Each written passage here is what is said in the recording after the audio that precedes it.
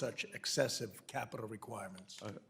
Again, Congressman, the groups you just listed are the three most dependent on community and small banks. And we are determined to increase their lending capacity, to increase their proclivity to lend. And we want to do it on a safe, sound, and smart basis. In the previous administration, we had regulators that imposed capital requirements well beyond the international peers, including the G-SIB surcharge, the CCAR, Tier 1 leverage ratios. Are these frameworks being reviewed holistically to better support lending and economic growth? Again, we are not going to let outside regulators determine what is best for the U.S. financial system. Thank you. The strength of the U.S. financial system is the depth and breadth, and we do not want to end up like Canada with 5 banks, Switzerland with 1, France with 3. Absolutely, great. Your decisive action to confront what should concern all of us, certainly concerns us, is the rampant government benefits fraud uncovered in Minnesota. Can you walk us through how Treasury is using your authorities to identify, disrupt, and recover fraud proceeds, and how Minnesota is serving as a start for a broader national enforcement model? Indeed, there is a substantial amount of waste, fraud, and abuse, and Americans and legislators on both sides of the aisle should be outraged when you are there and you see empty daycare centers, senior centers, and I personally met with 2 centers for autistic children, and they are not getting their benefits. So we are using our regulations under FinCEN to follow the money, which is what we've done, whether it's Mexican drug cartels, whether it's the mafia, or whether time has expired. It is. Thank you, Mr. Chairman. I yield this. back. Thank you, Gentleman yields. very, very much for your great work. Chair recognizes the gentleman from New Jersey. Scott Heimer, you're recognized for 5 minutes. Thank you, Mr. Chairman. Mr. Secretary, welcome. The 10-year Treasury is running around mid-4% range. Mortgage rates are still above 6%. That's keeping monthly payments high and pricing would-be buyers out of the market. The affordability crisis is increasing the homeownership gap in North Jersey, which I represent, and across the country. How can we get the 10-year down and help make homeownership more affordable? And that's what I'm really focused on. Well, the 10-year bond had its best year since 2020 last year, and we actually had a fiscal contraction in the budget. The rest of the G7 bond market went up in yield. So if we continue to... So you see a path where this, you think we'll continue to see it tick down, especially the long run? Well, I think we can do that, and that I believe that we have Oliver Wyman's numbers, not Treasury's. They say that what has been done with financial deregulation unleashes $2.5 trillion of lending capacity into the U.S. economy. So by creating more capacity, there is less of a competition for scarce funds. So we are decreasing scarcity. Thank you. I have a strong belief that AI will revolutionize financial services and delivering meaningful gains for customers and regulators and institutions if we do it right. FSOC's report strikes an encouraging balance, highlighting AI's potential to improve resilience and efficiency in financial markets, while also noting that vendor concentration can create challenges. How is FSOC threading the needle to enable broad AI adoption while encouraging competition, and where can Congress help get this right so AI can flourish as a helpful tool for Americans in the financial markets? Good. I think it's important to work together, because what we see many times in these very quick technology cycles is the technology gets ahead of the regulation. So working together to keep the regulation in sync with the technology, whether it's for the financial system or for anywhere else.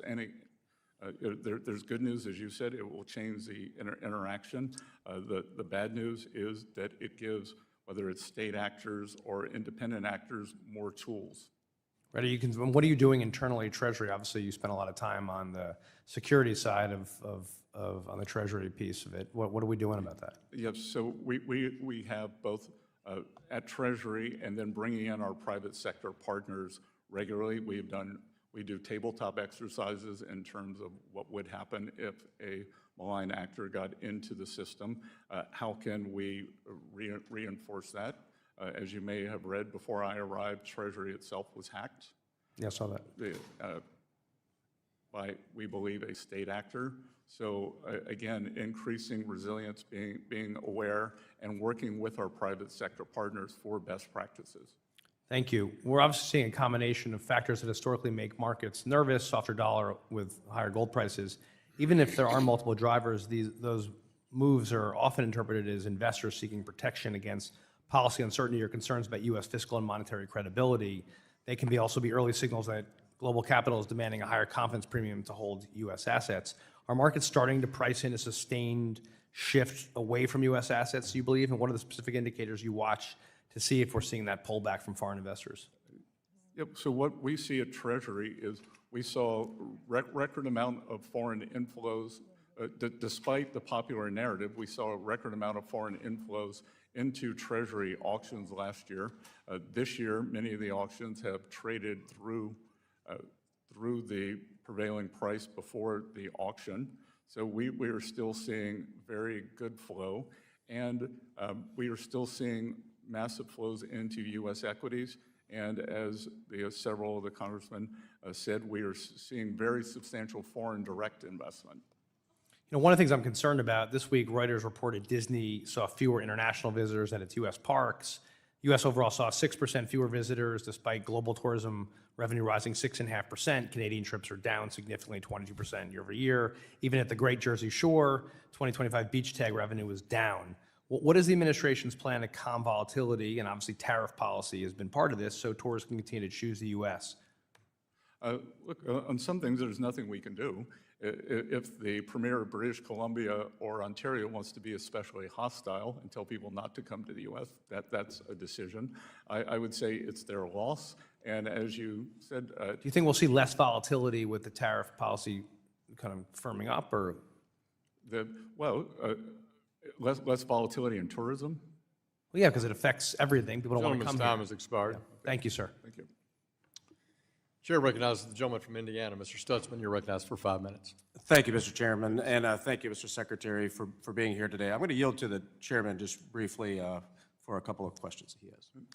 Mr. Secretary, I appreciate members on the Republican side allowing you to clarify points on some key discussions back and forth, and we have had some good ones today. There was an exchange you had with my friend from Massachusetts, Mr. Lynch, about artificial intelligence.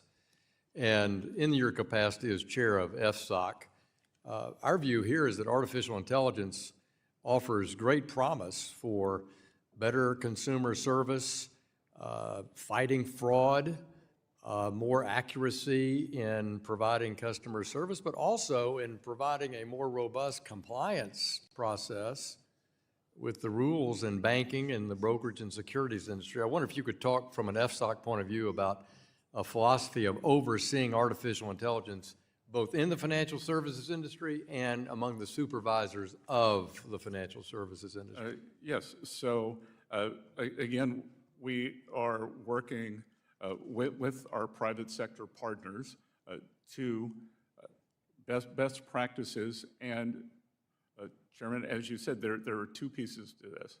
There is service improvement, which we are, for instance, working on at the IRS.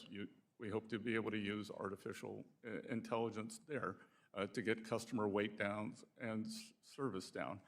On the other side, both financial security, alerting everyone to the risk of what is going on, but this is a transformative change, and as I mentioned to the congressman, we look forward to working with you on legislation to make sure that the technology does not move too far ahead of the legislation. Very helpful, and I yield back to my friend from Indiana. All right, thank you. And first of all, I just want to say thank you for being just a steady voice. Our economy is seeing tremendous growth. Is there volatility in places? Absolutely. We're still recovering. You know, we've heard a lot today from my colleagues across the aisle about tariffs and the effect on inflation in the U.S. economy. I just want to remind everybody, during the Biden administration, grocery prices increased by over 23%. I'm in the food industry. We've seen it. That growth has accounted for nearly 91% of grocery price increases since January of 2021. In Biden's first year alone, grocery prices increased by 6.5% as compared to 1.9% during President Trump's first year in office. And that's nearly 3.5 times faster, but yet my colleagues want to blame Trump's tariffs for the prior administration's uncontrolled and excessive spending. And I know that, what the administration, what the Trump administration and you are doing is really, the America First policies are spot on. We've needed somebody in the White House to be fighting for America First. And so I just want to say thank you from folks in Northeast Indiana for your hard work to reset the table globally. And, we're a manufacturing, agricultural sector. We grow the food for the country. We manufacture, medical devices and all these other things. And so I just want to say thanks for that. Well, good. And Congressman, just to tell you, I was with the president out in Iowa, and to combine two of your themes, manufacturing and the farm economy, we were with the CEO of John Deere, and he is building a new factory in Indiana, and he's building one in Indiana, one in North Carolina, and the president said, "What made you do that?" And he said, "The tariffs." The tariff. Tariffs.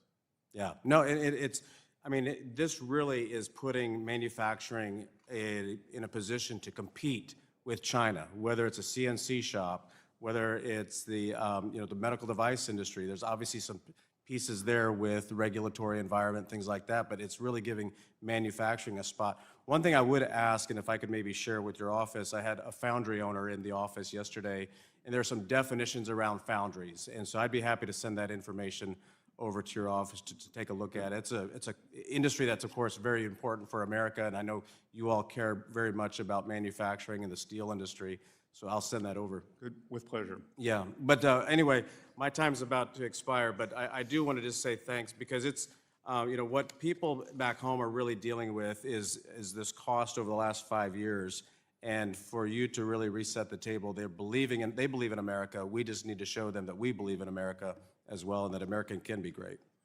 Good. Well, Congressman, there's a level and there's a rate of change. The level is very difficult to get down. We're trying as hard as we can, but we've slowed the rate of change greatly. Yeah, thank you. I'll yield back. Thank you. The gentleman from Michigan, Ms. Tlaib, is now recognized for 5 minutes. Thank you. Mr. Secretary, a bank's leverage ratio is important, right? Well, there are numerous leverage ratios. Congressman, which one are you referring to? So for the record, if I may, Mr. Chair, I'm going to submit the Bank Capital's analysis semi-annual update for the record. May I? Without objection, so ordered. I want to talk about the way that we look at global systematic important banks, what do you guys call it, G-SIBs, is that right? That's correct. That's what I'm talking about. They're banking organizations that could trigger a financial crisis if they failed, correct?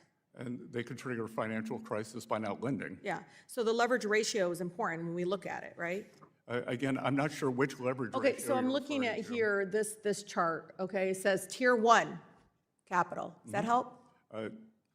Tier 1, that's helpful. Okay, so I know it's kind of hard to see, but the green line is the community banks. You see how high that cushion is?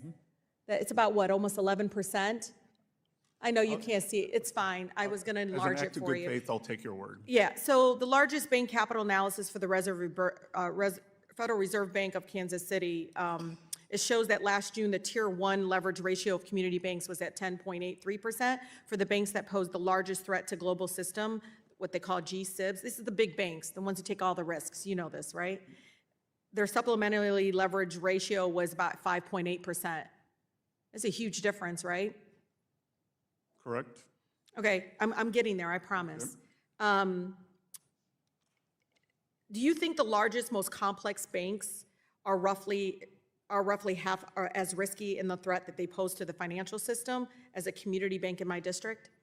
Well, I think, Congresswoman, that what you're neglecting to think about is the composition of the assets and the capital. So the capital at the G-SIBs can be much more liquid, where the banks in your community are much more, as we're used to seeing in the movies. Well, let me explain to the public have why mortgages. community. Yeah, I understand. Community banks, though, lend out equivalent about 75% of their deposits to real economy. Some people refer to it as Main Street, but we call it the real economy, people, families, communities. The largest banks only lend about 40% of their deposits into our real economy. Instead, they rapidly expand their loans to hedge funds and private equity that you're calling liquidate, they can liquidate, right? Is that what you're saying? Is that what you're saying? No, I'm also saying, I'm saying they hold a much higher, Yeah, but the a big much banks are the higher ones who group keep of- failing, right? What's that? The big banks are the ones who keep failing. No, many small banks Well, fail, that's too. because they're getting pushed out. We're not actually supporting community banks. Well, as I've said, Well- I think more than 100 times today, I support community banks, and I what I don't want understand. to see is... You could say it, but you got to do something about it. But Oh, listen, so I've Trump's met with more than 200 I know, community Mr. bankers. Secretary, but this is pretty bad. So Because the fact that community banks in my business have almost twice as much capital percentage-wise compared to banks that pose the largest threat to our financial system, you know, that shows that just how much playing field's tilted towards Wall Street. You understand that, right? That's where the risk is. The big banks do far less for our real economy, for everyday people, and that's what I'm trying to say, because Trump's regulators recently, you know, finalized a rule to modify the supplementary leverage ratio that applied to the largest banks. Many former regulators and experts have warned that such step will actually undermine the safety and soundness of our largest banks. The final rule will result in a reduction of about $219 billion, about 28% in capital at the bank subsidiaries of global systematic important banks, GSIBs. Again, my residents don't know this, but the thing is they end up with having to pay the cost when they fail. And so I'm just trying to stress to my colleagues how important it is, because Secretary, last November, didn't regulators reduce it, again, the capital requirement, right? Yes or no? They Again, did. Congresswoman, that I want to be polite, not say it's naive, Yeah. what the road you're going down, Mm-hmm. but much of the excess capital has been invested in the U.S. Treasury market, and keeping those yields low helps the borrowers who want a mortgage or a small business or an ag loan. But are you paying attention how much they are lending versus community banks? Yes, we pay very close really attention. low. I've been a financial isn't it analyst low? for over 40 Do years. you agree it's low? Sorry? It's No, still very low. It's not relative to the Mr. historical level. Mr. Secretary, if you came to my district, you can go to Detroit or the suburbs, they will tell you the big banks do not loan to them. And if they do, it's predatory, it's not supportive. It's the local community banks that support them in owning home ownership and small The gentlelady's businesses. time has expired. Congresswoman, you and I are in complete The agreement. gentlelady's time has expired. The Except gentleman on- from except on the California, capital Ms. Kim, ratios. is now recognized for 5 minutes. Thank you very much. Secretary Bessent, it's really great to see you before our committee again. I want to thank you so much for working very closely with me on delivering the historic SALT relief to the tune of $40,000, because with that, my constituents in Orange, Riverside, and San Bernardino counties will finally be able to see the relief as they file their tax returns. The 4 times increase in the SALT deduction, coupled with other provisions of the Working Families Tax Cuts Act, will result in supercharged tax returns, helping more American families get back on their feet after the years of failed Bidenomics. Last year, you noted that Treasury would revisit the 2023 Guidance and Analytic Framework. And you also highlighted that FSOC has other tools, such as issuing recommendations to member agencies that are more tailored and precise than designation power. So Secretary Bessent, can we expect a new proposal for non-bank guidance that will be released sometime 2026? We should expect that. Thank you. You know, I look forward to seeing that proposal when it's finally released, and hope there will be a public comment period to ensure stakeholders can weigh in and help shape that guidance. Good. And the Congresswoman, the other thing that I would point out is we had a lot of talk about affordability today, and you were a great advocate for the One Big Beautiful Bill. And what we're seeing, unfortunately, in states like yours, that the state revenue authorities are not going to mirror the no tax on tips, no tax on overtime, no tax on Social Security, deductibility of auto loans, so, which is very unfortunate. To the extent that anyone in the California delegation, whether Democrat, Republican, the New York delegation, should push their states to follow through for working Americans. You can count on me on that. Let me shift gears now. I want to focus on the Community Development Financial Institution Fund. I was really happy and relieved to see that staff at the fund were restored after the conclusion of the Schumer shutdown late last year. I know that you share my view that the fund's work is critical to serving communities that typically do not receive the traditional banking services. So can I ask you how you are planning to make the fund more effective and efficient as we move forward? Well, what we want to do is focus on community revitalization, not unrelated and ill-advised social policies. And we want to drive reforms, new restrictions on the use of funds, and we want to focus on the program's statutory intent. I know Making the lives better for people in their communities. Sure. CDFI fund, as you know, has bipartisan support, and I think it also has a bicameral support. So I look forward to continuing to work with you on the future of this critical program.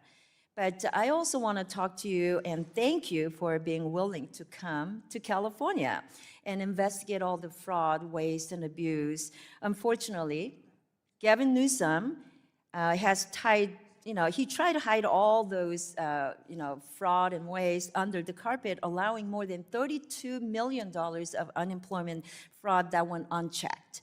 The state has also watched $13 million stolen from California students because of the AI-generated ghost students enrolled in community colleges.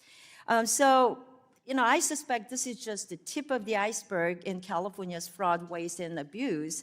And I've been talking a lot about this. Unfortunately, sadly, the state that I love and I live and I represent a district from California has become a fraud capital of the world. So sad. But that's why we need your team in California. And is there anything that you can share to that end, how your investigation into California fraud is proceeding? There's nothing I can share right now, but I have spoken to Dr. Mehmet Oz at HHS, and he is laser focused on the healthcare fraud that's going on in California, which seems to be substantial. Yes, I also sent a letter to Gavin Newsom to that end, and I was glad to see Dr. Oz sending a letter demanding. So now state of California is now in the process of returning $1.6 billion to the federal government. So thank you for that, and I look forward to continue to work with you. Thank you for joining us. Thank you. The gentleman from New York, Mr. Torres, is now recognized for 5 minutes. Thank you, Mr. Chair. Mr. Secretary, does the President have the constitutional authority to remove the Chair of the Federal Reserve or a member of the Board of Governors solely because of a policy disagreement? I'm not a lawyer, and I don't have an opinion. You have no opinion on whether the President can remove a board member at will? Well, I believe if the board member has committed... No, just in general. I'm not asking about a particular case. I'm asking... Or malfeasance. I'm asking about the President's general authority. Let me ask it differently. Do you believe that the unitary executive theory applies to the Federal Reserve? Again, I think we'll have to wait and see what the Supreme Court says. What is your opinion? I'm not a lawyer. What is the administration's opinion? There are varying opinions in the administration. What's the prevailing opinion? The official opinion? Again, we'll have to see. Do you consider the Federal Reserve an executive agency or a legislative agency? I consider it an independent agency. So neither executive nor legislative? So we'll see. Therefore independent of presidential control. So it sounds like you do have an opinion. Again, we will see, Congressman. Okay, thank you for establishing the independence of the Federal But Reserve. I do believe that the Federal Reserve has to maintain credibility and be like Caesar's wife, beyond reproach. And undermining the independence of the Federal Reserve is a threat to that credibility. So I know you're no fan of the New York Times, but let me proceed. Let me reclaim my time. The Wall Street Journal, which is hardly a leftist publication, published an article with the following headline, quote, "Trump claims factory construction is up, contradicting U.S. data." The article then goes on to note, quote, "President Trump claimed that the U.S. factory construction is up by 41%, a number that doesn't appear to be supported by the government's own data." One of the stated policy objectives of the Trump tariffs is to bring back manufacturing jobs. Yet since the so-called Liberation Day tariffs of April 2025, we've seen the net loss of manufacturing jobs. Do you know how many net manufacturing jobs have been lost since April 2025 under your watch? Well, a couple of things. Manufacturing operates with very long leads. What's the number? I believe Is there a it's- number? I believe it's about 67,000. 70,000. Yes. 70,000 jobs lost. So, but again. Despite the stated objective. Congressman, Let me proceed. the- Let me you- proceed. you I'm going to reclaim my cannot time. Flip a switch. I'm going to and reclaim my start time. construction. Let me reclaim my time. The Purchasing Managers Index measures whether manufacturing is expanding or contracting. A PMI above 50 means expansion, below 50 means contraction. Since the so-called Liberation Day tariffs of April 2025, has the PMI been mostly above 50 or below 50? We just had the biggest increase in over a decade, and we are well above 50 now. Has it been mostly above 50 since April 2025? Again, long and variable lead times in manufacturing that you may represent. Let me ask it a differently. Financial center, not a Since April 2025, for how many months has the PMI been below 50? Where are we now? Where are we now? I'll give you, January went up, but what about April to December? It was below 50 for 9 consecutive months. Where are we now? So the score is 9-1. 9 months of manufacturing Okay, contraction well, versus 1 month of I expansion. look forward to seeing you next year. So one of the stated policy And objectives. we'll keep score, Yeah, okay? one of the stated policy objectives of the Trump tariffs is to bring back domestic production. Does the Trump administration regret imposing tariffs on goods that cannot be produced domestically at scale in the United States? Do you realize in hindsight that that was foolish? Do you realize that we use the leverage to bring down tariffs from other countries to take down non-tariff barriers? Tariffs on bananas gave you leverage? Yes, with Colombia, with Brazil. I think, Congressman, you're being very naive with negotiating I mean, strategy. we were promised reindustrialization. A tariff on bananas did not lead to domestic banana production. It simply made bananas more expensive But for American businesses and consumers. The same is true of coffee. It has led to other countries negotiating in a more fulsome manner. Are you willing to commit to no longer imposing tariffs on any product that has neither a domestic substitute nor a national security rationale? That would be the definition of foolish in a negotiation. So you're not willing, you're willing to impose tariffs that make more expensive goods that we cannot domestically produce here in the United States, Again. and that have no national, like, what is the national security nexus of bananas and coffee? Again, why would you do that? That there are numerous things when you negotiate with Indonesia. There are things that are only made in Indonesia, but the Indonesians brought down their tariff barriers or non-tariff barriers. I get it. We have to make bananas great again. I get it. Thank you, Mr. Secretary. Yep. The gentleman from New York, Mr. Garbarino, is now recognized for 5 minutes. Thank you, Mr. Chairman. Thank you, Secretary, for being here today. First off, let me lead off. I was one of the people you were in negotiations with over SALT last year, and I really appreciate the hard work and the commitment and helping us get it across the finish line. And a lot of my constituents are going to see a And as big benefit. Congressman, I can tell you, as also the IRS chairman, that the second largest refunds are going to come from your constituents or go to your constituents because of the SALT deduction. It's going to be great, and hopefully, and like myself, the rest of my constituents, I think, are going to plow that money back into the economy with some purchases when they get their refund this year. So thank you for all the hard work you did there with us. Last year, you oversaw Treasury's efforts to implement President Trump's executive order to phase out paper checks, eliminating a costly, inefficient, and more fraud-prone process. Part of the EO directed the Treasury Department to work with financial institutions, consumer groups, and other stakeholders to address financial access for unbanked and underbanked populations. Secretary, can you share more on on the work stream and particularly how Treasury plans to incorporate digital technologies or payment solutions to increase financial access for unbanked Americans? Again, we are trying to bring them into the financial system, and we are trying to, one of the ways is over these individuals' phones. And what we see, especially for the cohort you described, is they are especially susceptible to theft of the paper checks. They may not have fixed addresses. The fixed addresses or the mailboxes may not be secure. Someone from the New York delegation in Staten Island brought this to my attention for her district.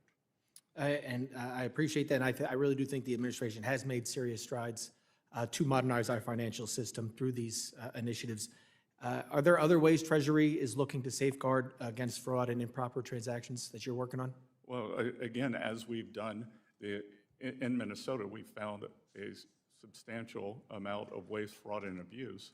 And we want to know, with our geographic targeting order, we have pushed down the threshold for reporting for money service businesses, which these are non-banks, to $300. And we want to know if you are wiring money out of the country, that are you on public benefits? Because one of two things must be true. You're receiving more public benefits than you need, so you can wire it back home, or you have stolen the money. Is there anything that Treasury is working on to, any other payment modernizations that you are all working on right now? We're constantly working on payment modernizations. We're working with the Fed to modernize their Fed now. We are looking at ways on digital assets also. Great. I'm going to switch gears a little bit here. Myself, just as any other member has constituents that will face emergencies, you can't plan for those. Whether it's a natural disaster, medical emergency, unexpected, your refrigerator stops working at home. So that they have to, and a lot of people don't have savings accounts, so they often have to rely on short-term credit to cover basic expenses that arise from these emergencies. Would you agree, Secretary, that access to credit can be a critical lifeline for millions of Americans, particularly middle and lower income households? Yes.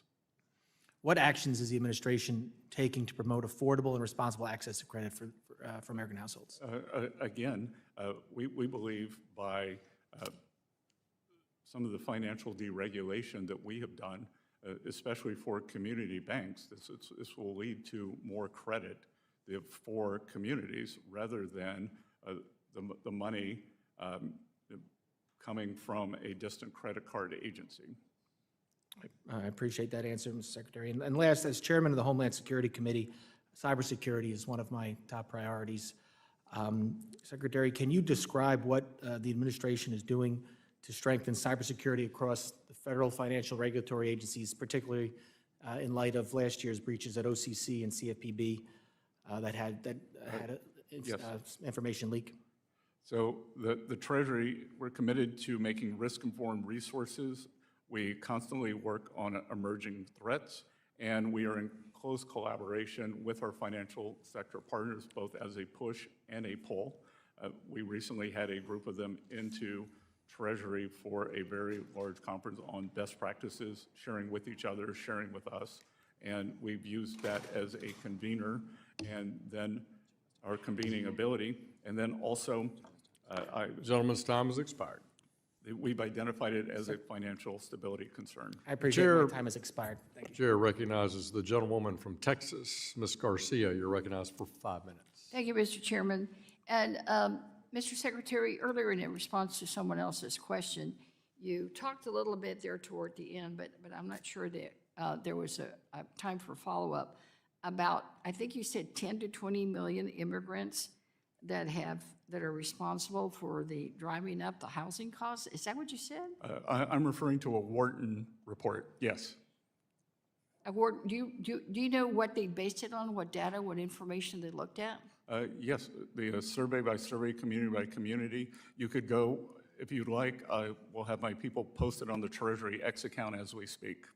Well, thanks for the cooperation, because I'm just completely baffled. The average new home sale is about $500,000, and you're saying that it's driving up the housing crisis when DHS is over there trying to pick up and deport people because, quote unquote, they're a drain on society, they're dependent on public benefits.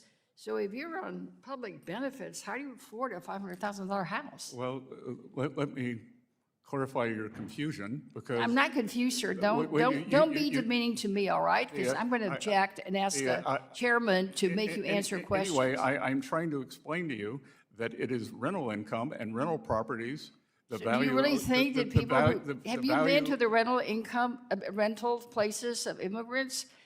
I have people in my district that are in rental houses that I wouldn't rent to anybody. They're not expensive. They're probably $500 or $600 a month. You think people that can barely afford housing like that's the housing that we're talking about when we talk about the housing crisis? D properties push up the price of C properties. Inflation in C properties pushes up the price of A properties. Inflation in the price of A property. B properties pushes up A properties. So it moves up the stack. And if you think that somehow the laws of supply and demand do not apply to housing, I would say you're incorrect. No, well, I'm not incorrect because, the only thing that we Ward. might say about immigrants is that we don't have new housing because they can't, there's a shortage of labor supply because they build the houses and you all are more focused on deporting them than having them stay here and build. Mr. Chairman, I'd like to introduce three items to the record. Construction workforce shortages are leading cause of project delays as immigrant enforcement affects nearly 1/3 of firms. Second, how the ICE crackdown has impacted Minnesota's economy. And third, the price of cruelty, how Trump's mass deportation agenda endangers all. Without Any objection, idea that'll how be put much- in the record. Thank you. Do you have any idea how much we're spending on ICE every single day for enforcement? Again, dear Representative, this is the Financial Stability Oversight Commission. But you're the treasurer, you're supposed to follow the money. In response to questions on this side, you're always talking about, well, we follow the money. Well, have you followed the money? How much are they spending every single day in Minnesota and other states where they occupy cities, does the terrorize appropriation. communities, and try to break up our country? Again, President Trump has secured the border. He was elected Well, on, then let on him a, stay at the border. on a mandate. Well, And I he disagree is with you, enforcing that. and I think You you're disagree that he was confused. elected? I think you're confused, but let me ask you about something else. okay. Maybe you'll answer this one. You also recently announced the formation of new FSOC Household Resilience Working Group that will focus on American households' financial condition. American households across the country, especially in my district, which is a working-class district, Texas 29, have experienced firsthand the destabilizing effects of climate disasters. Property insurance or insurance companies are leaving Texas, California, Florida, and many other states because of growing climate risks. I myself have felt the impact. My constituents feel, Mr. Secretary, what, if anything, are y'all doing to address the risk to households of mortgages and other forms of credit becoming unavailable in certain regions of the country due to climate change? Again, Congresswoman, are you familiar with KLW 24? No.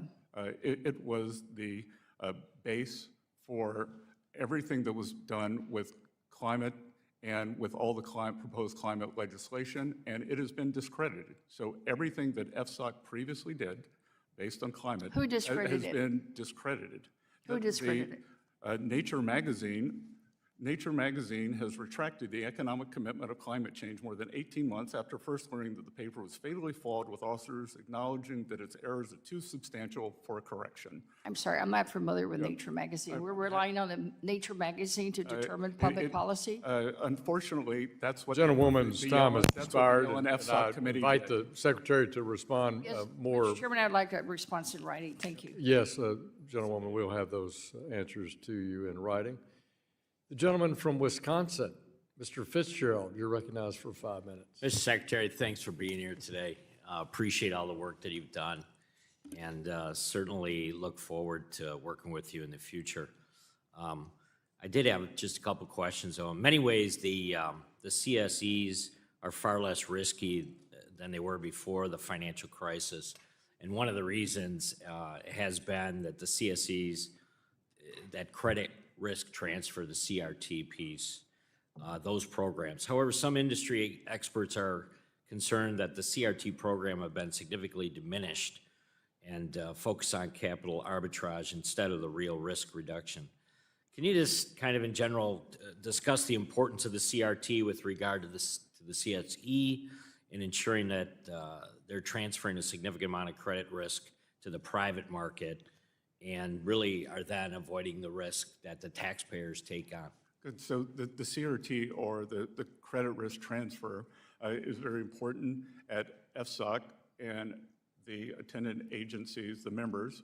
We closely monitor to make sure that there is no daisy chain effect, that the quality of the risk transfer is at least as high as as the entity from which it was bought. What we saw in the GFC was a complexity can create a daisy chain. So what we want is transparency. But I think CRTs are very important, but they cannot be opaque. Very good.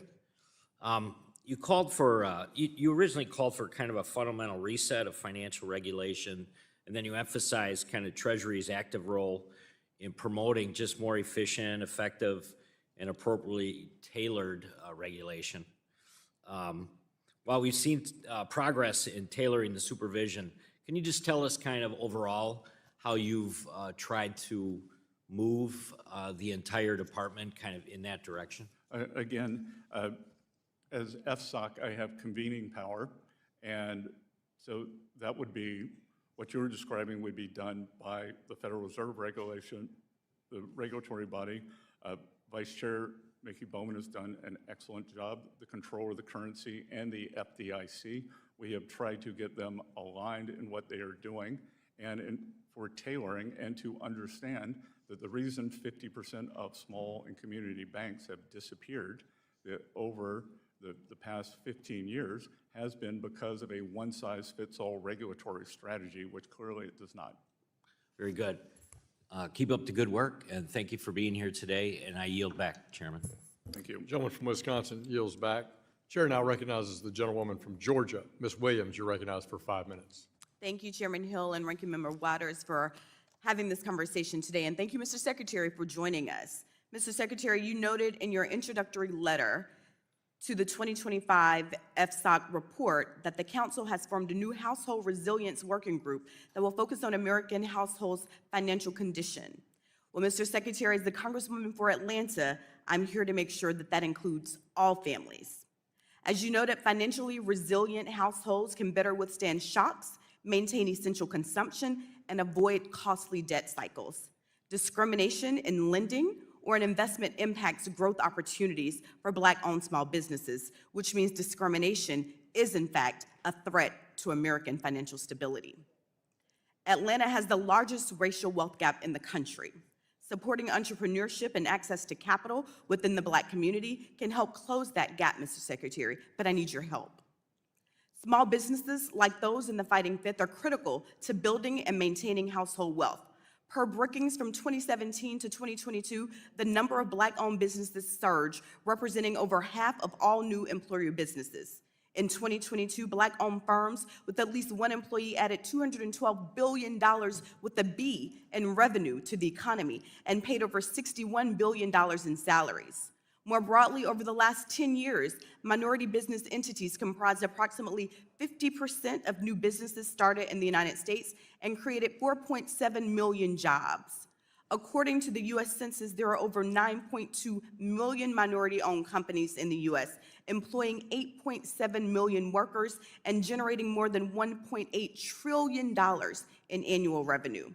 However, Mr. Secretary, there are significant barriers blocking sustainability and growth of Black entrepreneurship.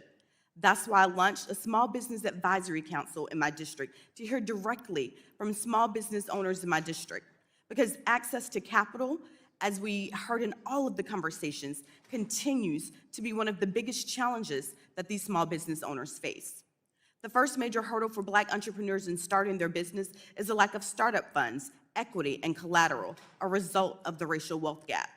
During the Biden administration, the Minority Business Development Agency delivered $7.1 million in funding to Georgians through its business centers and capital readiness programs. But President Trump signed an executive order continuing the reduction of the federal bureaucracy, directing the destruction of the Minority Business Development Agency.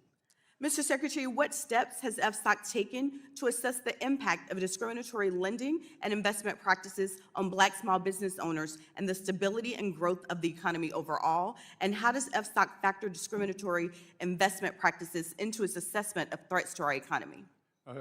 Again, we do not view that as a financial stability concern, but I do view it as a concern, and as I've repeatedly said, that we would be willing to work with you on tailoring for banks in your community to give them more lending power, because what we have seen is that with 50% of the small banks that have disappeared, I don't have empirical data, but I can tell you that my strong hunch would be that many of those would have been minority banks. So we would like to see more de novo banks, whether they are in Black communities in Atlanta, whether they are in Latino communities, whether they are in Asian communities. So, Mr. Secretary, you don't think dismantling the Minority Business Development Agency had any impact on the U.S. economy at all? Again, very difficult to tell in a complicated multivariable economy what impacts, whether it's good or bad, for the aggregate versus the individual. Mr. Secretary, I'm here to be the voice of the people that sent me here, and I welcome you to join me in Atlanta, and I would love to introduce you to some of these small business owners that have been greatly impacted by this dismantling. Also, in the 2025 FSOC report, placed a premium on deregulation and demonstrates the administration's optimism about the use of AI to make financial institutions more efficient. As you noted, AI used properly could provide numerous benefits to financial institutions by enabling them to provide innovative services cheaper, faster, to a broader set of customers and under very economic conditions. For example, currently, some lending institutions are using AI to evaluate a customer's credit worthiness through alternative data, such as cash flow history. And I see my time is about to expire, but my question is, Mr. Secretary, what proactive steps does FSOC recommend regulators take to combat lending discrimination, which may be compounded through the use of AI, as banking institutions increasingly use AI to make lending decisions? And I would love that answer. We from the record. invite the Secretary to respond to your question in writing. Thank you. We thank you both. Now recognize the gentleman from New York, Mr. Lawler. You're recognized for 5 minutes. Thank you, Chairman. And first, Mr. Secretary, thank you for being here, and thank you for your leadership in helping get the Working Families Tax Cut bill across the finish line. And in particular, thank you for negotiating over the issue of SALT, the state and local tax deduction. That was a big win for the American people. A core goal of U.S. stablecoin policy is to keep dollar-denominated stablecoins issued, regulated, and supervised here in the United States rather than offshore. Today, a substantial and growing share of the dollar stablecoin market operates outside the U.S., as foreign jurisdictions move quickly to establish legal regimes that encourage dollar stablecoin issuance in their markets. Foreign-issued stablecoins already compete globally by offering consumers economic value and incentives to use and hold them, and countries like China are actively using economic incentives to drive adoption of their digital currencies.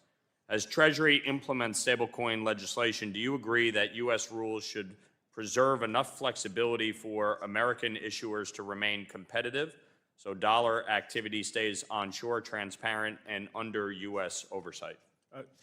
Congressman, and again, I think as you know, I used to have a house in your district. Yes.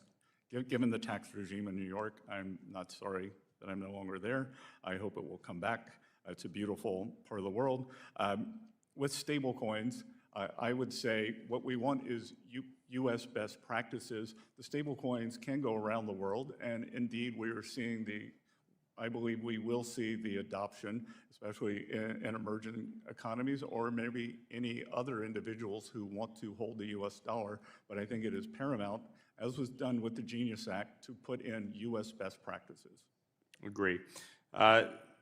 Different topic. Fraud scams by bad actors are estimated to affect 15% of American homes, representing about 20 million American households in total. And given that losses to these scams often amount to $575, consumers face meaningful financial harm even from a single incident. At the same time, 37% of all U.S. households cannot cover an emergency expense of over $400 with cash or savings, and a fraud loss can be devastating to the average American. These losses can lead to missed debt payments and damage to credit scores, which in some cases prevent home ownership.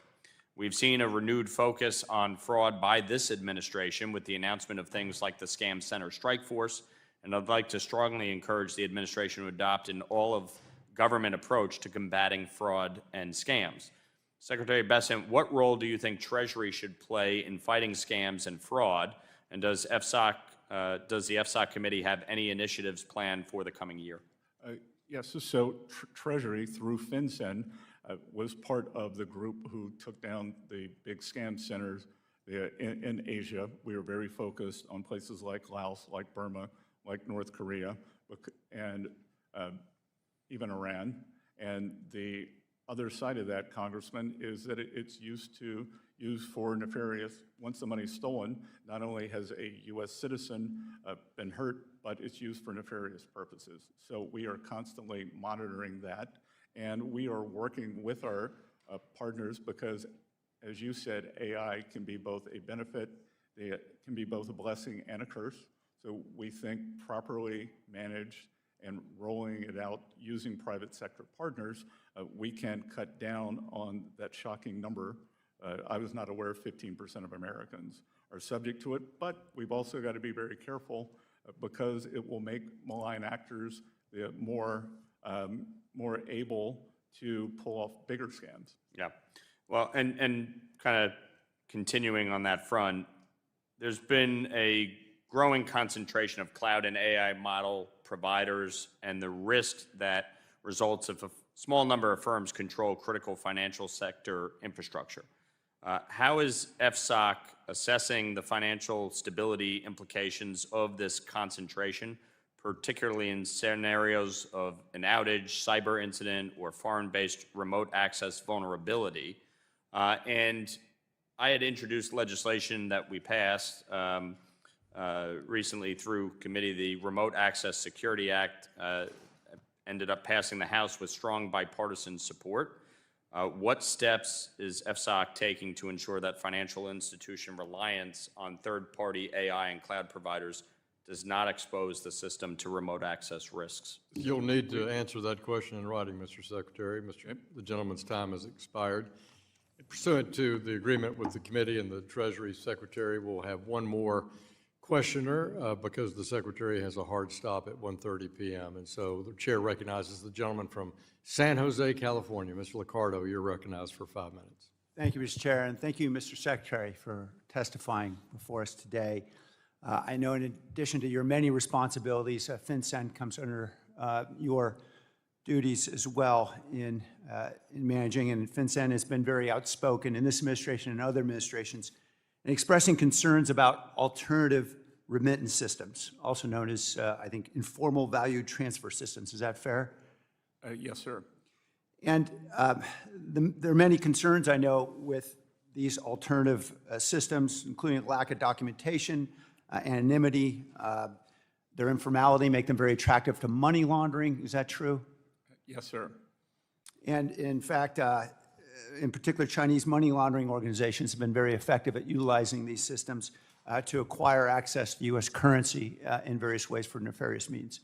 We were very focused on Chinese money laundering organizations, which originally began as a way for Chinese citizens to get money out of the country.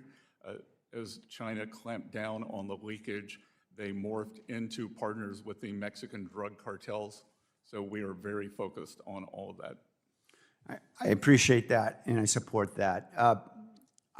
I understand there has been some research, including published by the Government Accountability Office, a GAO report in 2016 and other studies as well that have found that fines and obstacles to remittances are not very effective at stopping the flow of remittances in the aggregate, but in fact tend to push these remittances away from legitimate companies and remittance systems into these alternative systems. Are you familiar with some of that literature? I'm familiar with that thinking.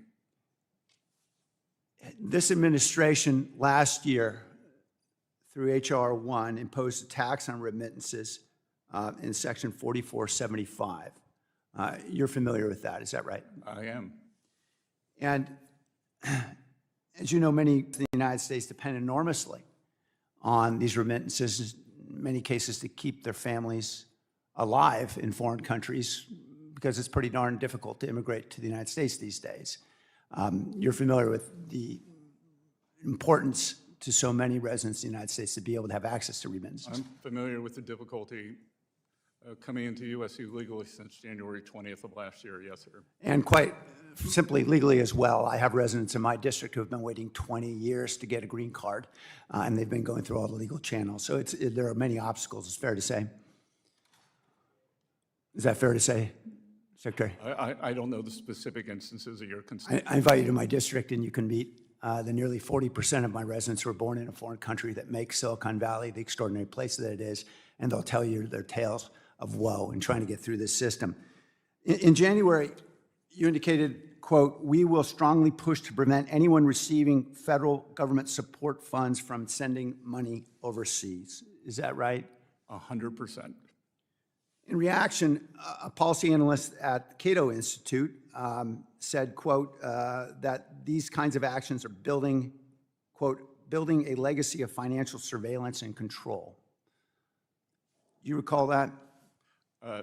I don't read the Cato Institute, but I do believe in financial surveillance for the remittances that should not be remitted, and we should also know where the money's going. And if you agree that imposing taxes and obstacles to using legitimate systems may compel people to use some of these informal mechanisms, don't you agree that undercuts our objectives in addressing money laundering, the illicit activity in these alternative systems? I disagree with taxes. But your administration and you supported that tax last year. I disagree with your assessment that taxes can be a hindrance. Don't you agree that taxes can alter behavior in various ways? When people understand something costs more, they may choose a different path? I would say that they would choose the safest path. Well, they may choose a less safe path if it just costs more to use the safe path. Don't you agree? I believe that anyone who has legitimate income, is in the U.S. legally, and is sending money home through gains where they have paid taxes, they would choose the safest path. Mr. Secretary, unfortunately, the data doesn't show what you suggest. It shows the opposite, and we're encouraging money laundering through these kinds of actions. These obstacles and these taxes are not helping American consumers. Gentleman's time has expired. Appreciate the gentleman from California. I want to thank Treasury Secretary Bessent today for his testimony. Without objection, all members will have 5 legislative days to submit additional written questions for the witness to the chair. The questions will be forwarded to the witness for his response. Mr. Secretary, please respond no later than March 11th to our questions. This hearing is adjourned.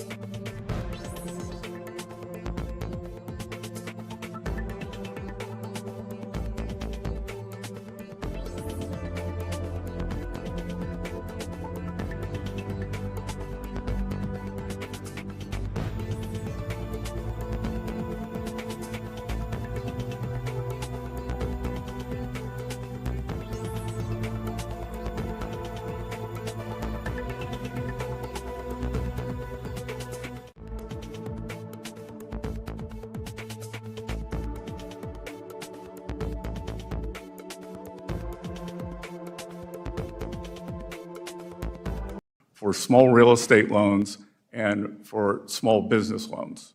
So a thriving community bank infrastructure and ecosystem is essential. I've met with more individually and in roundtables with more than 200 community bankers. I've spoken at conferences with more than 1,000, and tailoring is essential. I had one banker from my home state in South Carolina with assets of about $200 million tell me that under the previous regulatory regime, she was told that she should be more like Bank America, the second largest bank in the country. And so it is essential that we have the right tailoring, right risk levels, and right monitoring of these important institutions. We thank you for your perspective on that, and to illustrate it in our work we've done on housing in the committee, also on a bipartisan basis, it was noted that banks under $10 billion in size, really the heart of our community banking system, several thousand banks across the country, they make 60% of our 1 to 4 family construction loans. And while banks of all sizes deliver amazing capital access in our economy, at the heart of our main streets, if we want more housing supply, we find that it's really that local grassroots, public or privately held community bank that helps lead that. You mentioned de novos, and under Chairman Barr's leadership in our subcommittee, and again, with bipartisan support, we've enhanced in the Main Street Capital Access Act ways we think that will speed up and make easier to get both deposit insurance, raise capital, and tell the story about having more dynamic de novo bank formations that, as you say, have been so slowed by the last 15 years. Turning to digital assets, something that we've talked about quite a bit in the time remaining, can you tell me your assessment of how the regulatory process is coming for the implementation of the GENIUS Act? The GENIUS Act was an important act, important piece of legislation for bringing back into the U.S. the regulation, creation of digital assets, and making the United States a national champion. The GENIUS Act and the stable coins that will be created with that could, in fact, be an important feature of financing the U.S. government. And we are moving with deliberate speed to round out the House and the Senate's intention on that important, Thank you very much, Mr. Secretary. piece of legislation. Appreciate your work and leadership there. I now recognize the ranking member of our committee, Mrs. Waters of California, for 5 minutes for questions. Thank you very much. Secretary Bessent, in the FSOC annual report, you stressed the importance of economic growth to promote financial stability. While you noted many ways you plan to deregulate Wall Street and plant the seeds for another crisis, you said little about the harms of inflation. I find this odd, as the President and you have finally begun discussing in the media how the price of goods are way too high. Notably, you mentioned that tariffs may need to come down to lower costs for Americans. So I have a few questions about this. As a former hedge fund manager in 2004, and I don't want you to go into any long details about this, but did you write a letter to investors raising concerns about the impact of tariffs, writing that, quote, tariffs are inflationary? Did you say that at that time, yes or no? No. Okay, thank you. Okay, we have a New York Times article that, agrees that you said that. New York Times. Then last summer, when you testified before a Senate committee, you said, and I quote, "There is no inflation. Tariffs are not being passed on to consumers." You were quite definitive and even claimed that critics had, quote, "tariff derangement syndrome." Well, those comments are at odds with the statement you made to investors that tariffs are inflationary. Again, I want to be clear, so just let me ask you, are tariffs inflationary, yes or no? According to the San Francisco Federal Reserve, with 150 years of data, Yes or no? Tariffs do not cause inflation. San Francisco Federal Well, Reserve, last November, as the Congresswoman, Trump administration finally began to realize 150 years that of data. affordability issues in America are not a hoax, you told Fox News that the government was going to reduce tariffs on goods like coffee, and bananas, and that doing so would, quote, bring the prices down very quickly. Mr. Secretary, why was that announcement even necessary? If tariffs aren't inflationary, and as you and the president like to say, are paid for by foreign countries, by the foreign country, a tariff on coffee or bananas shouldn't raise the price of either for American consumers. Well, that's the Trump logic, but that isn't reality. It did raise prices across the board, and you know it. I think you knew back in July also. The real question is, why would you even impose a tariff on a good that a country doesn't grow or make, as that would only serve to punish the American consumer? Now, as you know, this committee has taken a bipartisan approach to addressing another real affordability crisis, housing. Rents are too high, there aren't enough houses. However, one clear reason that the housing crisis has grown worse is that you and the rest of the Trump administration levied tariffs on housing production goods like lumber and steel, as well as appliances. These tariffs will result in half. Lumber is reclaiming my time. You don't get to talk. Lumber is at a Reclaiming my 5-year time. low, Congresswoman. Reclaiming my time. Let's just have the facts, ma'am. Reclaiming my time. Thank you.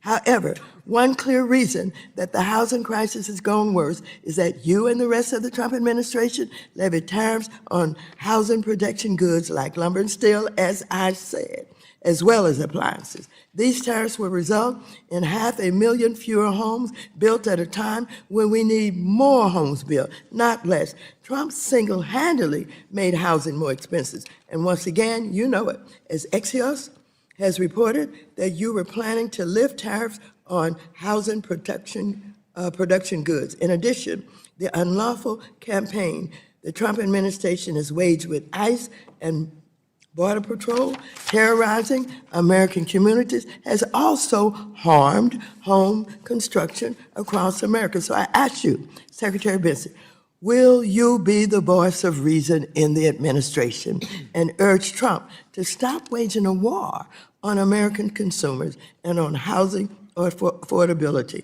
and putting the economy at risk? Yes or no? You don't have to explain. Representative Waters, Will you be the voice? Will you be the voice? Will you be the voice? Of inflation, will you be the voice of reason? Will you be the voice of reason? A study yes from no? Wharton University reclaiming my has time. shown Reclaiming my time. Reclaiming my time. Was the mass reclaiming my unfettered time. immigration Mr. Chair, will you let let in him know between 10 that and when I 20 ask million him time immigrants Time does took belong up to the the housing gentlewoman stock. from California.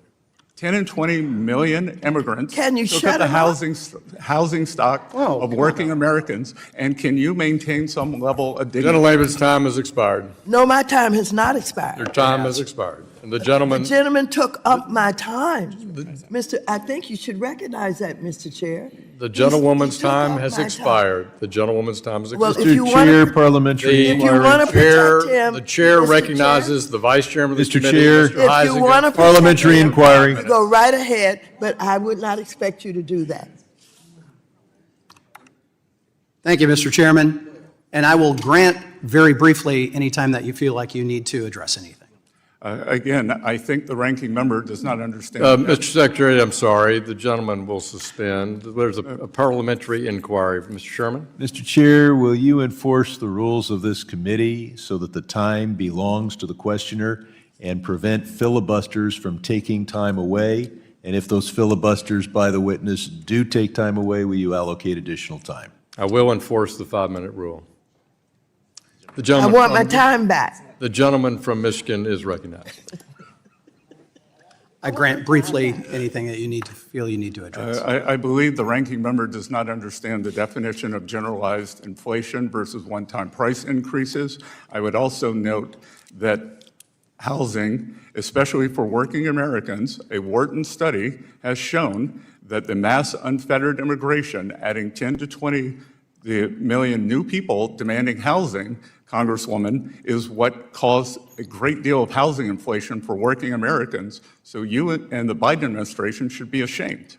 Which is also why we are seeing rents. There was just a recent media story on this. Rents are going down partially because of that enforcement. So Mr. Secretary. Yes, supply and demand continues to work. I've got a number of issues I got to hit. Very briefly here on FSOC, I need to talk then Burma and 3%. You talked about with the chairman about regulators using tailored market approach tools. How are you ensuring that FSOC's current work continues to prioritize activity-based, transparent, analytically rigorous approach grounded in cost-benefit analysis in coordination with functional regulators when evaluating potential risks in non-bank financial markets?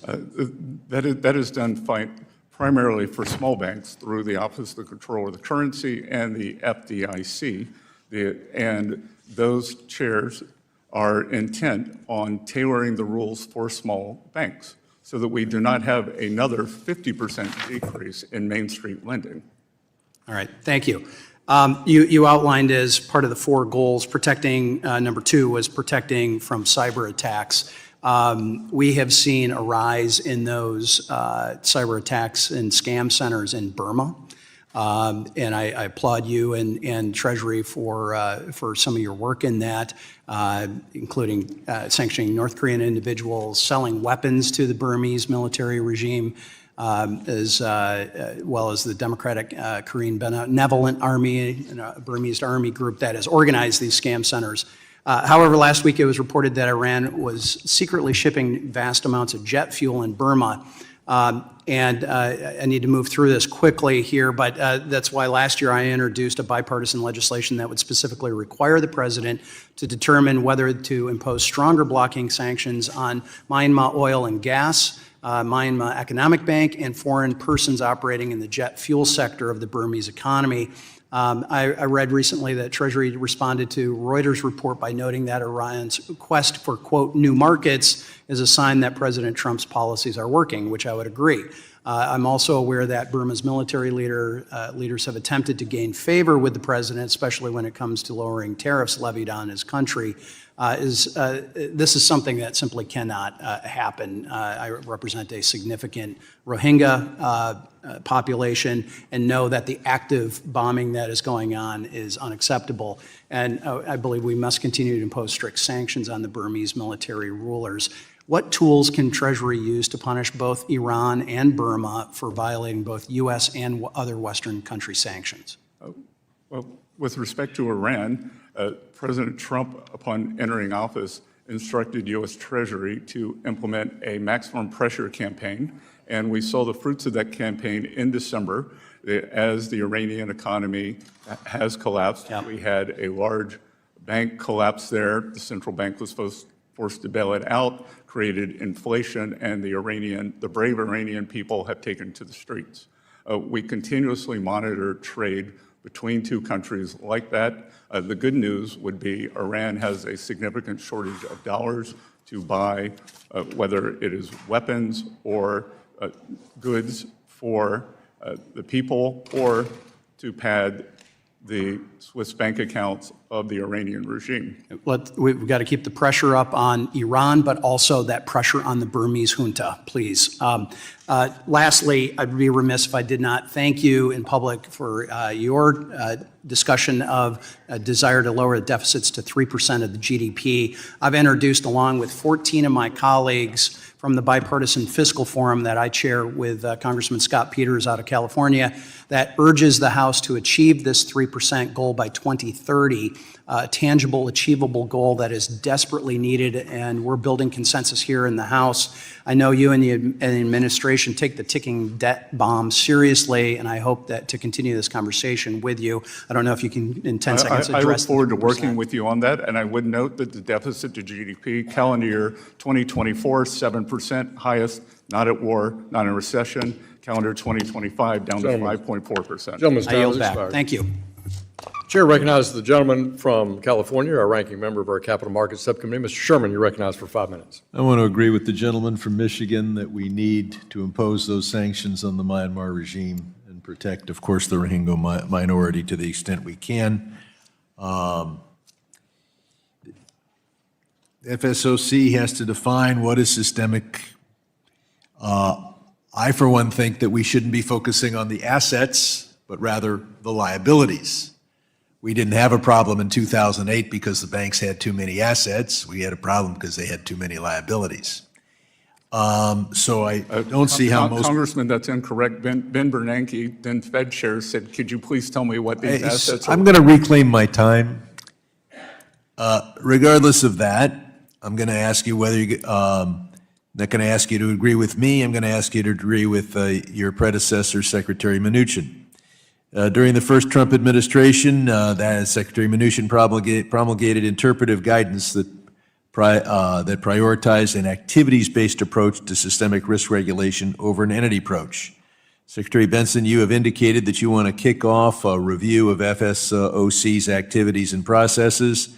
The FSOC Improvement Act, led by my colleague, Dr. Foster, which I've co-sponsored, as you know, would codify an activities-based approach to systemic risk regulation. Does the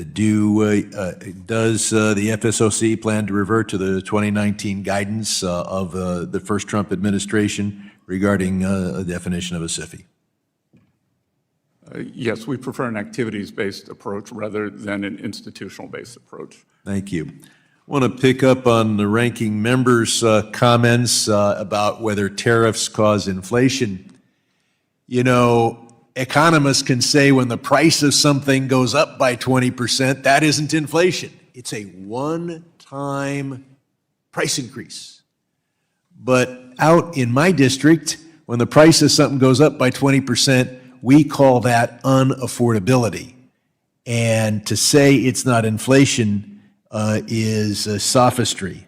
I'll point out that every time Democrats had and regulations that increased a company's cost, people in this room said that's going to cause inflation. Well, tariffs clearly have to be paid by companies, and if environmental costs are passed through, you can be sure tariffs are passed through. The ranking member asked the question, why a tariff on coffee and bananas? I think the answer is obvious: to make our tax system more regressive. To pay for the big, bad, beautiful bills, cuts in taxes for billionaires, and to fund ICE.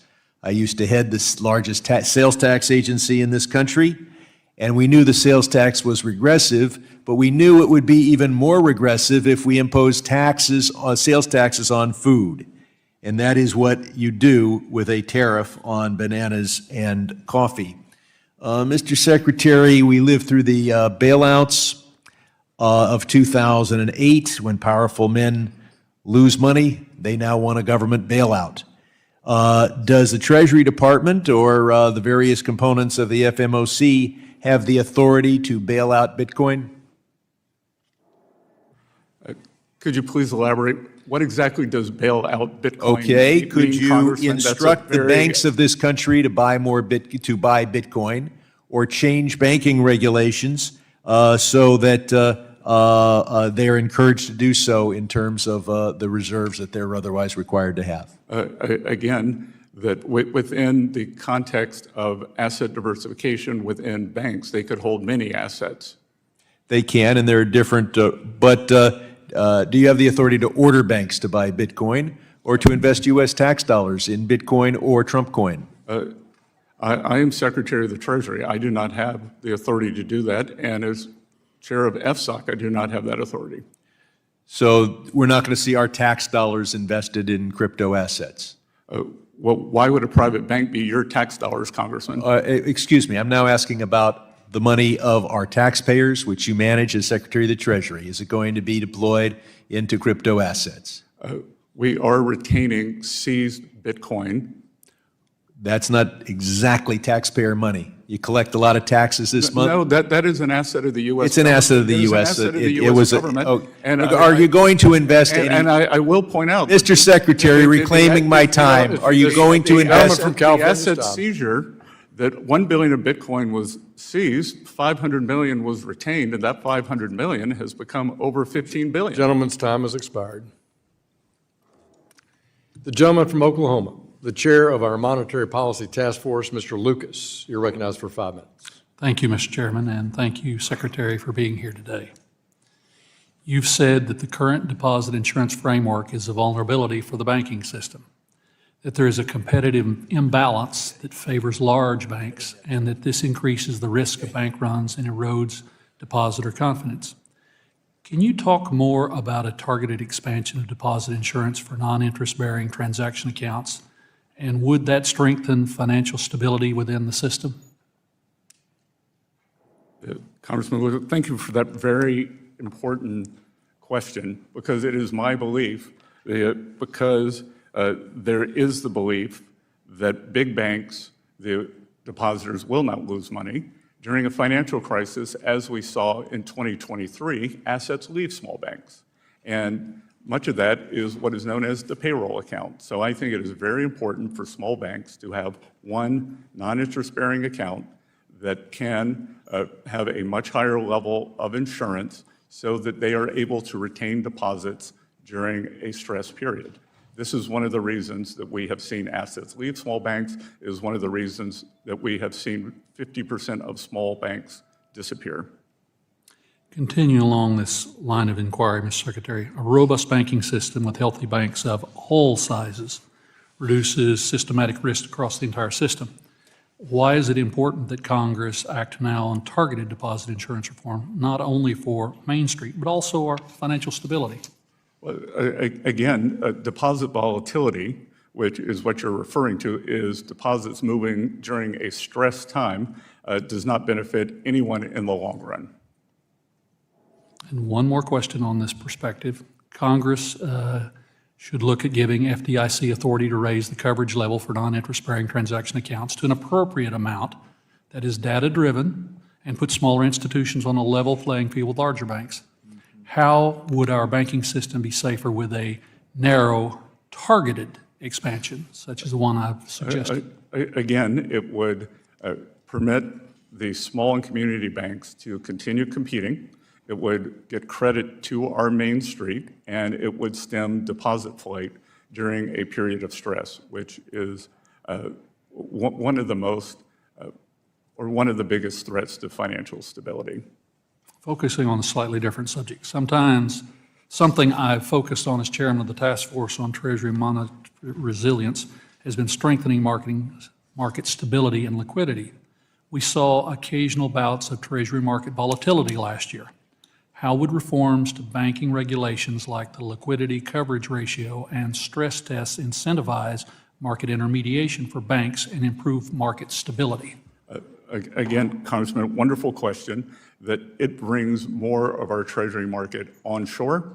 And as you said, there were periods of stress last year. The market successfully navigated those. At the end of January, we had the third highest volume in the Treasury market, and the bid-ask spreads, very important for the financial well-being of the American people who are invested in money market funds, in bond funds, in their retirement funds. They have stayed right in the center line, and we are at a 5-year low in bond market volatility. Thank you, Mr. Secretary. I yield back, Mr. Chairman. Thank you. Gentleman yields back. Chair recognizes the gentleman from New York, the ranking member of our Foreign Affairs Committee. Mr. Meeks, you're recognized for 5 minutes. Thank you, Mr. Chairman. Secretary Bessent, if I'm not mistaken, you were working in the financial service industry during the late 1980s, correct? I was. Thank you. And well, I'm wondering, do you recall or you're knowledgeable of the Keating 5 scandal back then? Yes, sir, and I will point out that I was... I don't want to... No, I will point out that limited time. I have limited time. I identified... The gentleman is from, Mr. Secretary, it's the gentleman from New York's time. So I just want to make sure that everyone knows, who doesn't know, that the Keating 5 scandal involved 5 U.S. senators accused of pressuring the Federal Home Loan Bank Board to expedite and give more consideration to the case of Charles Keating, Jr., who ran the California-based Lincoln Savings and Loans. It led to a 14-month investigation unveiling how 5 U.S. senators and staff ended up with more than $1 million in contributions, 4 trips to the Bahamas, and all expenses paid stays at resort hotels. Following the scandal, the industry saw sweeping regulatory changes that was launched by then-President George H.W. Bush. Now, Mr. Secretary, I'm sure you can agree conflicts of interest and improper influence by U.S. elected officials over bank regulators' weakened supervisory independence and ultimately impose massive losses on consumers and taxpayers. I think that we can all agree upon that. And as we know, the basic lessons from the post-Keating reforms still applies today when the Office of the Comptroller of Currency, the OCC, is deciding to get a bank charter. I think we can stimulate that. Now, Mr. Bessent, as our nation's treasurer, I'm sure you also know that a foreign-linked investment firm tied to the United Arab Emirates government quietly bought about half of the Trump family's crypto company, World Liberty Financial. And at the very same time, the President of the United States was dealing with that country on foreign policy. Now, Eric Trump, the president's son and co-founder of World Liberty Financial, said, and I quote, "I'm not going to get into who the investors are, but I've got some pretty meaningful investors," end of quote. Lack of transparency. And it didn't end there. When Trump fans brought the tokens, they thought they were getting the deal of a century. But what they didn't know was that only Trump and his sons had the sole power to decide who can sell the token and when. Today, the price of the token has fallen over 50%, and the Trump fans who bought the token are now begging to get out. Now, I'm not making this up. I'm not making this up. You can see it for yourself on the World Liberty Financial Discussion Forum. Yeah, yourself, Mr. Secretary. So this is no longer just about a shady crypto deal or a possible gift when a foreign-linked investor is putting hundreds of millions of dollars into a company controlled by the president's family, and at the same time, this president is conducting foreign policy with that country. You know what that causes or creates? It creates a national security concern. So, I'm not going to ask much of you, Mr. Secretary. I just want to know whether you will commit today to pause and heighten the scrutiny of any bank charter or licensing application at the OCC connected to the World Liberty Financial until all of these conflicts of interest and foreign influence reviews are completed and shared with the United States Congress. All I need to know is, will you halt it and do a complete investigation and scrutiny of this licensing application? All you have to ask is yes or no. No, Congressman. All you have to ask is yes or no. OCC is an independent entity, and I would know, Congressman, so I take that as a no. You traveled to Venezuela to lobby I take that as a no. On behalf of I take that as a no. On behalf of your donor. You do not want to answer that question. I take that as a no. For a $7 billion I'm asking you to do your responsibility as Secretary of the Treasury. Into a Venezuelan. You do not. Mr. Makes, Will you? time has expired. You cannot erase what you did in 2006. He's the one that went past your time, Mr. Chairman. No, and he did not answer my question, and he wouldn't pass the time. He had 6 seconds left to try to answer your question, and the it was a yes or no. It was a yes or no answer. I asked him, will he? No, it was yes or no. Recognizes the gentleman. Stop covering for the president. Stop being his flunky. Gentlemen. He's talking to me. I'm responding back to him. 2006 trip to Venezuela. Stop covering for the president. Don't be a flunky. Work for the American people. Mr. Makes, trip to Venezuela. Work for the American people. Don't be a cover-up for a mob. Maybe you're going to see your friend Nicholas Maduro. Gentleman is not recognized. Mr. Bessent, please. I recognize the gentleman from Texas, Mr. Sessions. You're recognized for 5 minutes. Mr. Chairman, thank you very much. Secretary, welcome to the Financial Services Committee. I'm delighted that you're here. Mr. Secretary, we've talked with you about a broad range of things, not necessarily related to FSOC and your chairmanship there, but I would like to, if I can, talk with you something about the word public confidence. And the word public confidence does have a lot to do with the financial stability of the country. There are reports in social media that have shown, and I don't want to put you in a position where you cannot answer this because of anything that you've learned in Minnesota with the $9 billion worth of fraud. But there are social media accounts that show people who are at a Minneapolis airport with baggage full of up to $1 million cash attempting to exit the country.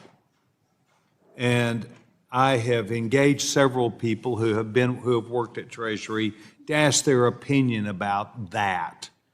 Not the relationship between how they got the money, but just that it's going out of the country and following the law. Can you tell us or give this committee your viewpoints about people not using some other system, but taking cash up to $1 million through our airports to leave the country? Yes, so that is a DHS TSA function. We, having learned of this, we are attempting to integrate our FinCEN better with those forms. What we are trying to do at Treasury via FinCEN is to keep money from being wired out of the country through what are called money service businesses. So we have issued a geographic targeting order bringing down the amount of reporting to $300 and also asking on the form, if someone is wiring money out of the country, are you receiving public benefits? These are all very important issues, and as you did talk about, Department of Homeland Security does have a role in this. I would suggest to you that Treasury probably has a philosophy about the role of the American dollar in world economy. The stability that we have, the use of wanting to make sure that the dollar remains that dominant use. But I would tell you that I will be very interested if you have a working group on this of us making ourselves aware, because it is an issue to people who simply see social media. We look forward to working with you on that, Congressman. Thank you, Secretary. Mr. Secretary, as you have alluded to, and as the discussion here has been about banks, community banks, the ability that they have, you recognize, because you spoke directly to it, about the stress that they are placed under as opposed to bigger banks. Could you please talk to us about what you believe the role is of home ownership, which is increasingly a part of the political discussion and debate and discussions for members of Congress back home, of solving our home ownership problem? And you've got almost a minute, boy, I'm giving you a lot of time, and interest rates as they correspond to people being able to buy their own homes. Good, well, thank you. And I would note that I was also a banks and financial institutions analyst for 35 years and was instrumental in working with the government to bring down American Continental and Sun State Savings and Loans, which were the beneficiaries of the Keating Five. Getting small banks lending again, we need to get them back into the mortgage market. No one knows their communities like small banks. And that having moved into the larger system, the strength and breadth of the U.S. mortgage market is choice. And we have lost the choice in the small banks. And I think we need to get them back into the housing lending business. And we are seeing, it's a tragedy that the average first-time home buyer is now 40 years old. 40 years old. Well, I had a discussion last night with the realtors about their importance in this process too. So I'd like to once again make sure we see community banks and realtors Gentlemen. and home builders all have an interest in this. Gentleman's time is I want to thank the gentleman. I thank the gentleman from Texas. Before we move on, I want to remind everyone participating today to uphold the House's rule of decorum.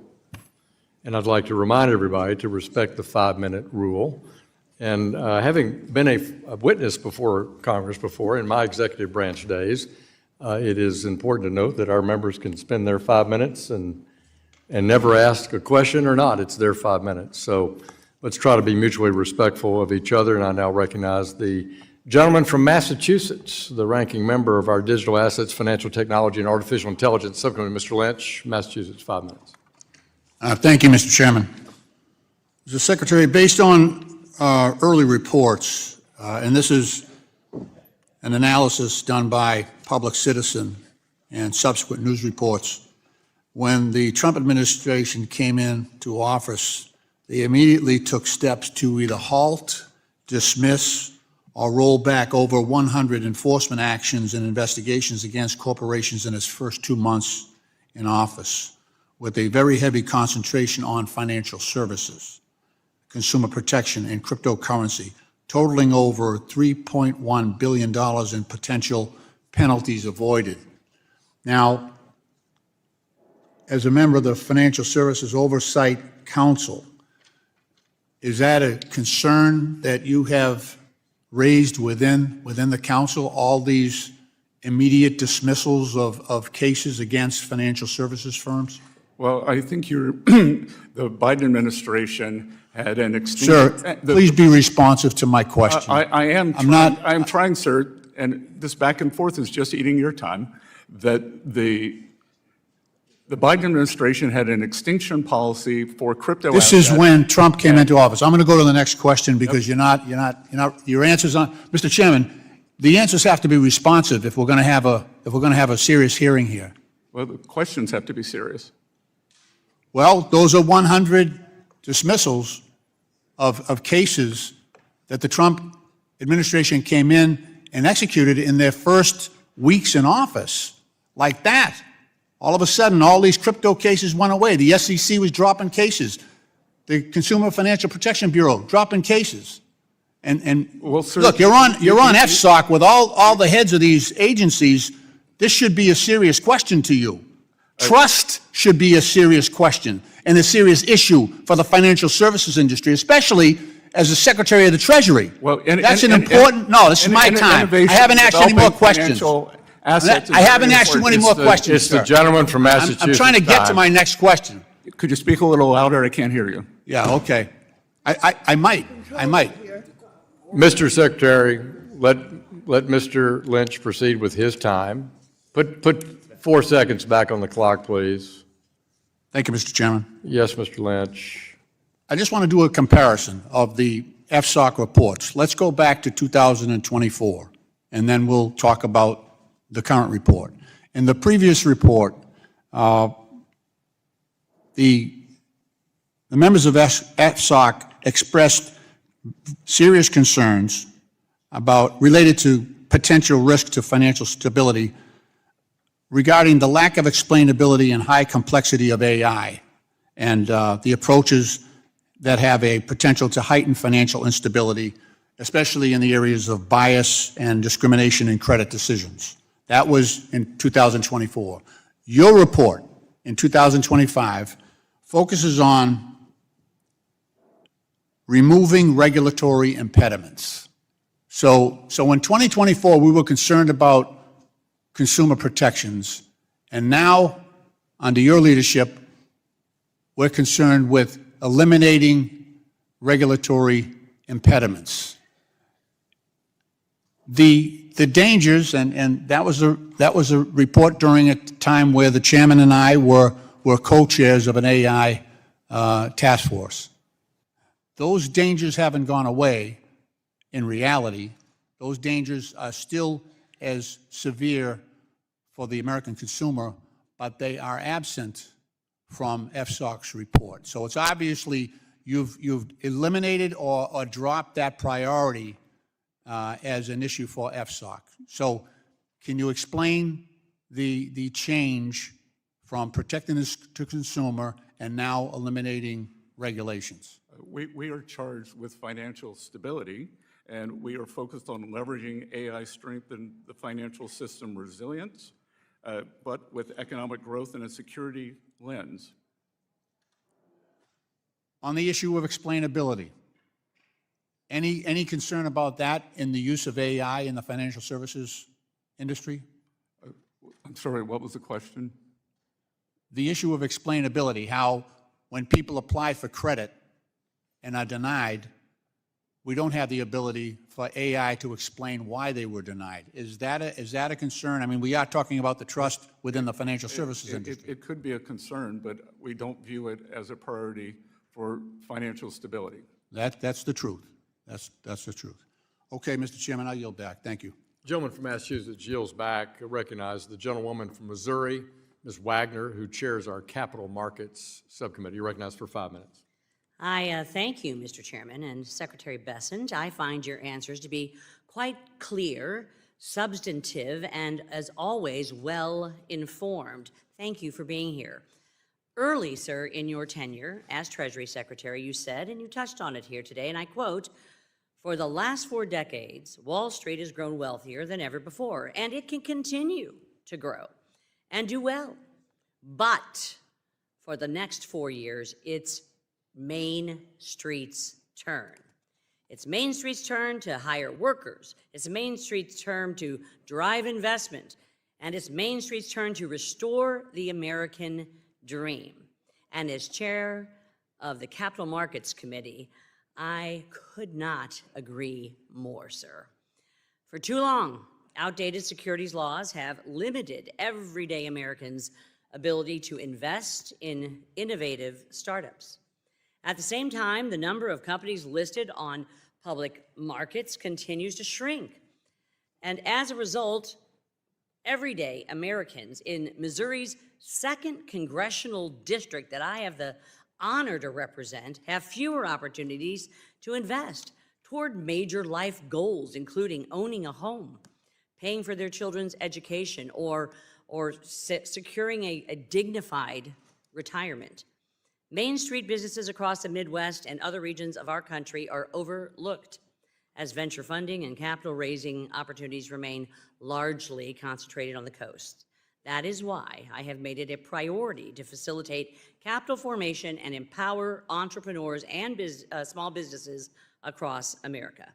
Just weeks ago, Mr. Secretary, December 11th to be exact, the House passed my Invest Act, a bipartisan package of 22 bills focused on 3 goals: expanding access to capital for small businesses, increasing opportunities for everyday investors, and strengthening our public markets. Capital formation is the lifeblood of American economic growth and prosperity. Our capital markets are indeed the deepest and most liquid in the world, and the Invest Act will ensure that they remain among the greatest strengths for decades to come. I look forward to continuing to work with you and the administration to advance these priorities and unleash the power of our capital markets. Secretary Bessent, in your view, what are the largest barriers to capital formation for a small business? Congresswoman, I look forward to working with you, and I think I would bifurcate that. Most small businesses are individuals, and for many individuals, we have learned that most of them, 38% of Americans, do not own equities. So with the Trump accounts, which will give every child $1,000 seed finance, every American will be invested in a low-cost index fund. Every American will have a share of our great innovative economy. For small businesses, it is often, I would say, it is a duality of regulatory and access to finance. Americans are entrepreneurial. We want to get out and form businesses. And I believe that with the confidence of being able to do that, and what President Trump's agenda has done, businesses now have tax certainty with the One Big Beautiful Bill, that 100% deductibility of equipment, of factories, and of ag structures. We have energy certainty with our energy dominance, And we have regulatory certainty as we are pulling back the regulatory morass that was highly harmful to both small and large business. Absolutely. And as global competition for capital intensifies, the United States risks falling behind if our public markets also, I must say, remain costly or inaccessible for growing companies. How important is capital formation reform, like the reforms included in the INVEST Act? Again, 22 bipartisan bills that we brought to the floor with the support of 87 Democrats. How important are these reforms to maintaining U.S. economic leadership and long-term growth? Quickly, sir. Congresswoman, they're vital, and what we have seen, as you correctly outlined, is since the early 2000s, the number of public companies available for Americans and indeed international investors to invest in has greatly diminished, and it has developed into a network of private assets. Thank you. My time has expired. I have others that I will put forward for the record, and I yield back. Gentlewoman yields back. Chair recognizes the gentleman from Texas, Mr. Green, who's the ranking member of our Oversight and Investigation Subcommittee. Mr. Green, you're recognized for 5 minutes. Thank you, Mr. Chairman. Mr. Secretary, I ask that you recall Liberation Day, the day that President Trump announced tariffs. I ask that you recall that when he made this announcement, there was a sharp decline in the stock market. In fact, when he made the announcement, the NASDAQ experienced a 6% decline, the S&P 500 a decline of 11%.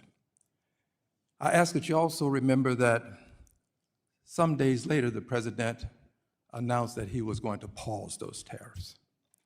And when he indicated that he would pause the tariffs, the market then moved up. Do you recall these things, Mr. Secretary? I recall them very well, Congressman. Thank you.